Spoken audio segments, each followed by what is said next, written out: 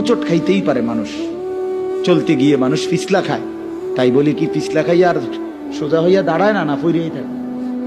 তো এইটা তো উচিত, ভুল হবে। চলার পথে অনেক দিন চোখ নামায় রাখছি, আজ হয়তো নারীর প্রতি নজর পড়ে গেছে, হ্যাঁ ভুল হইতেই পারে।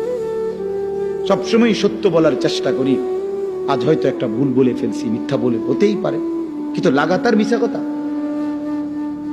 বুঝছেন আমার কথাটা? প্রত্যেকদিন মিশা কথা, প্রতিদিন বুঝি মানুষের সুদ খায়, প্রতিদিন বুঝি ওজনে কম দেয়, প্রতিদিন বুঝি কাস্টমারের ঠকা। এটা কি মুসলমান?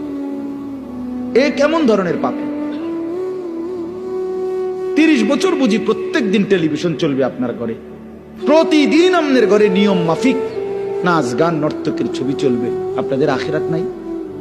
আপনার বিবি বাচ্চার আখিরাত নাই? তো এরা মরলে কোথায় যাবে? এদের পরিণতি কি হবে?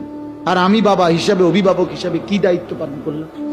খাট পালং আর সোফা, ফার্নিচার, কাঁচের প্লেট আর নুনের বাটি, এটাই ছিল জিম্মাদারি না? একজন মুসলমানের দায়িত্ব তার স্ত্রী সন্তানের জন্য এই শুধু খাট পালং আর সোফা ফার্নিচার ব্যবস্থা করা, এই তো না?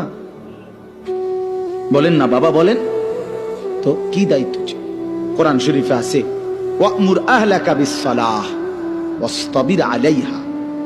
আল্লাহ তাআলা বলেন, নবী আপনাকে বলছি, প্রতিটা বান্দাকে ঈমানদার বলে দেন, হে ঈমানদার, তোমরা প্রত্যেকেই নিজ নিজ পরিবারের সদস্যদেরকে নামাজের আদেশ করো। এই যে জিম্মাদারি, আপনার দায়িত্ব কি আল্লাহ বলছে, ওয়াসতাবির আলাইহা, এবং তুমি নিজেও নামাজের উপরে মজবুত থাকো। তো বাত্তরকারী আল্লাহ বলে, লা নাসআলুকা রিজকা, তোমাদেরকে রিজিক দেওয়ার জন্য আমি তোমাদের কারো সাহায্য আমার লাগবে না।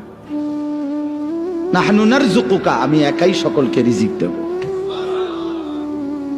কি সুন্দর কথা! মানে বিষয়টা আমি দেখব, ভাতের ফিকির আমি করব, রিজিকের ফিকির আমি করব, তুমি সেজদার ফিকির করো, স্ত্রী সন্তানের ইবাদতের ফিকির তুমি করো, ওদের ভাত তরকারির ফিকির আমি করব। ওমা কুন্না আনিল খালকি গাফিলিন, আল্লাহ বলে, বান্দা আমি আমার একটা সৃষ্টির ব্যাপারে 1 সেকেন্ডের জন্য গাফিল নই। সাতবক জমিনের নিচে যেই পিঁপড়া হাঁটে, 7 আসমানের উপরে যেই ফেরেশতা হাঁটে, আমি দুইটাকেই সমান নজরে দেখি, একই মুহূর্তে দেখি, একই মুহূর্তে দেখি।